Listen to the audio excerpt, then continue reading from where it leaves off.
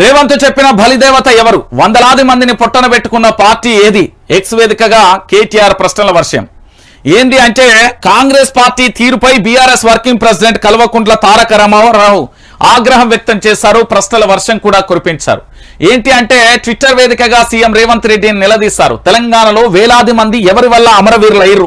Number 1, అమరవీరుల స్తూపం ఎవరి వల్ల నిర్మించాల్సి వచ్చింది? 1952లో ఉమ్మడి రాష్ట్రం వద్దని హైదరాబాద్ స్టేట్ ప్రత్యేకంగా రాష్ట్రంగానే ఉండాలని పోరాటం చేస్తున్న విద్యార్థులపై సిటీ కాలేజ్ వద్ద కాల్పులు జరిపి 6గురిని బలికొన్నది ఎవరు?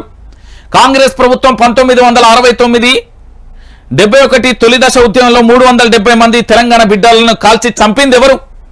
ఇప్పుడు సమాధానం చెప్పాలి. తెలంగాణ ఉద్యమం అంటే రేవంత్ రెడ్డికి తెలియదు. ఈ తెలంగాణ రాష్ట్ర పరిస్థితులు ఏందో తెలియదు. ఈ తెలంగాణ రాష్ట్రానికి సంబంధించిన భౌగోళిక పరిస్థితులు ఏందో తెలియదు. ఇక్కడ వాదన ఏందో తెలియదు. ఇక్కడ అసలు ఏం జరుగుతుందో కూడా తెలియని పరిస్థితి ఉన్నది.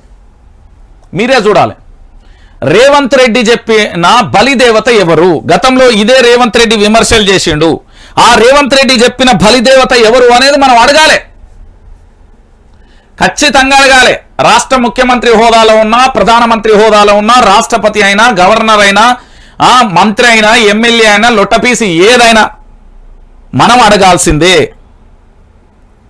ఇప్పుడు చెప్పుర్రి, రేవంత్ రెడ్డి బలిదేవత అని అప్పుడు అన్నారు కదా, మరి ఎవరా బలిదేవత?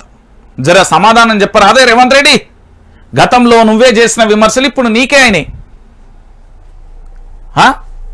ఒకసారి ఆలోచించాలి తెలంగాణ ప్రాంత బిడ్డలందరూ.